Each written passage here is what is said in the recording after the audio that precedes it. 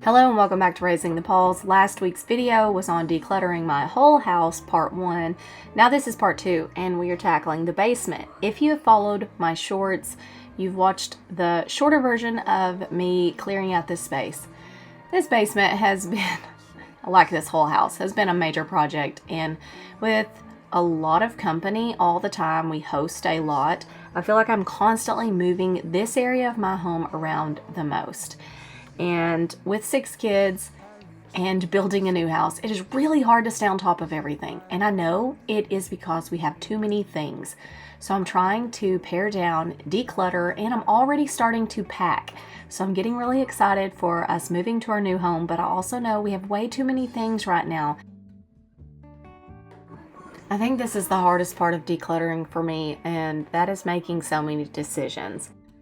For all in this, I don't have an emotional attachment anymore to the things, but sometimes it feels very wasteful or neglectful of me to not care for so many things and to just get rid of things.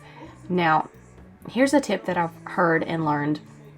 The money has already been spent on the item. So if you're not using it, I feel like it's better to pass it on to somebody who can. And sometimes you can have an emotional attachment to something, like this picture I'm looking at was a gift when one of my grandparents passed away. And I look at it and it made me think of that time, and I was able to let it go. The time is gone, and I don't really have an attachment to it other than when I see it, I'm reminded of something sad. And so to me, that's another reason just to let go. I think sometimes we can hold on to things that bring sadness. Not that we shouldn't have memories, but I want to hold on to the good memories, the good things that have been passed on to me that make me think of something good. And so I was able to go ahead and declutter that picture frame.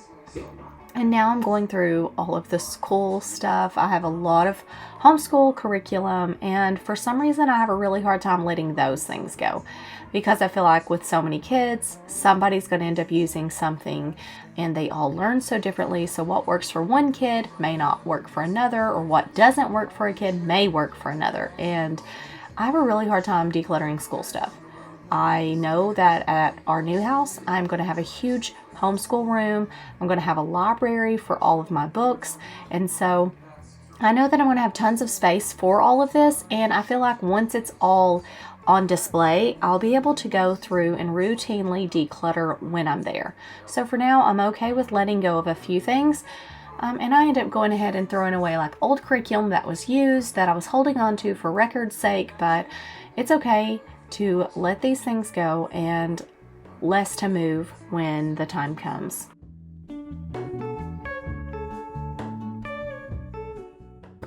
I had to crop this video quite a bit just because my 1-year-old has been following me around, and he is just in every scene in just a diaper. So I'm trying to just crop around that so that he's not just running around in a diaper on the internet. But I feel like I need motivation when I'm going through all of this stuff, because there are so many things to go through, and sometimes it would be nice to have somebody here going through it with me, just kind of sorting out my thoughts as I declutter it or as I move it along, and maybe kind of help me make the decision. There are so many different methods for decluttering, and so you may not always have somebody right there to be able to work through all of these thoughts. So there are questions to ask yourself. I know the Marie Kondo method uses, does this item spark joy for me? And actually holding the item in your hand and looking at it, and also when you're decluttering, saying thank you, just thanking the item in general, and then passing it on, kind of blessing it to someone else. And I think that's a good concept. I can't say that I always do that or that I even do that. I just know that When I do declutter my things and bag it all up and go to take it to a donation center, I like to just pray over that the Lord will bless these items to bless someone else, because I'm very grateful for all that I have. And so I want to pass along my gratitude and pray that it'll be a blessing somewhere else. I can't say how many times I lost steam while working in this room. I really just want to shut down sometimes because I have so many things to work through. I am really wanting to wait until certain parts of the new house is finished and then just go ahead and move these items there. So like my homeschool room still has to be painted and the flooring put in, and then it is completely finished. And I will be able to add in my built-ins or my bookshelves to go ahead and start bringing all of my books and curriculum to the new house. But since it's not ready yet, I'm kind of just going through these items right now and paring back what I can, just so that I'm not bringing along extra dead weight to the new house. And I think it's so funny how quickly things can accumulate. I mean, we have lived here 4 years. We have brought 3 kids to this house, and for the last 4 years I have had 3 children back to back. And I think through all of those times, no matter how much I've worked all through pregnancy and postpartum and through pregnancy again, I have not been able to manage all of the things. But I also have very generous people in my life who are constantly bringing me things, and I really struggle with, do I hold on to these things? Do I go through these things when I feel like I already have an amount of inventory that I am struggling to manage? So sometimes I will, depending on where I'm at mentally, will just go ahead and declutter some things that I know we do not need in our lives. And one of those things is clothes.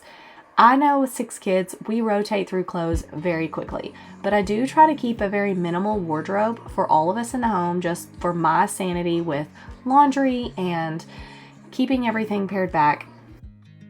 These are my husband's things, and I'm moving them from a broken box into a more sturdy box. I do not like to declutter his things, but this is where I'm at.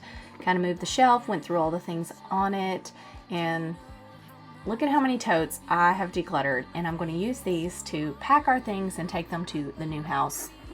There's still a lot of stuff here, but it's kind of pared back. This is where I'm at. The kids are not allowed down here now without me, but here's my guest space, and I've made it as cozy and minimal as possible for our guests that we have quite often. And so thank you for coming along on this video and being here with me as I declutter, and I hope this was motivation for you just to do what you can. Let's clear out, free up some space for the things that truly matter in our lives. Follow me along as I continue through my house trying to get everything ready for moving. I'll see you guys next time. Bye-bye. Forever, I watch you